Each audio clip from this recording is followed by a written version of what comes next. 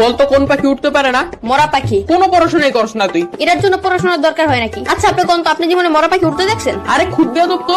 এই তোর নাম কি? কথা গুরান কে মরা পাখি উঠতে পারে? এই তুই থাকুস কই? আমার বাসায় থাকি। বদমাইশ, তোর বাসা কই এটা জিজ্ঞাসি। না আপনি জিজ্ঞেসেন আমি কই থাকি। আজব তো, এবার কত তোর বাসা কই? আরে আমি যেখানে থাকি ওই জায়গায় আমার বাসা। তোর কিন্তু আমি মাইর দিমু। পড়া তো পারস না, আবার তেরামি করস। কেন কোন পড়া পারি নাই আমি? ওই দিন তোর একটা অঙ্ক জিজ্ঞাসিলাম, পারস নাই। কোন অঙ্ক পারি নাই? ধরেন এখন ধর তোর কাছে 20 টাকা আছে, তুই 10 টাকা তোর বন্ধুরে দিলি, তোর কাছে কয় টাকা থাকে? আপনি অঙ্ক বাদ দেন, আমি কে তুই বললো যে 10 টাকা দিয়া দিমু? এই যে কোথায় কোথায় বেয়াদবি করস। এত সহজ অঙ্ক ধরলাম তাও পারস না। কি পড়স তুই? শার্ট পরি, প্যান্ট পরি, গেঞ্জি পরি, জুতা পরি। ওই সার করতে হইব না, মাথায় জ্ঞান বুদ্ধি বলতে কিছু নাই তোর। আপনার চেয়ে বেশি আছে। আবার তেরামি করস। তার আমি কি? আপনি আমার বুদ্ধি পরীক্ষা করে দেখেন। তাইলে ক, সমুদ্রের মাঝখানে একটা লেবু গাছ থাকলে তুই লেবু কেমনে আনবি? বাজার থেকে কিনে আনবো। আর আমি বুঝাইতে চাইতেছি যে ওই গাছ থেকে লেবু কেমনে আনবি। ডানা দিয়ে উইরা উইরা। তোর তো ডানাই নাই, ডানা কি তোর বাপে লাগাইবো? সমুদ্রের মাঝখানে লেবু গাছ কি তোর বাপে লাগাইবো?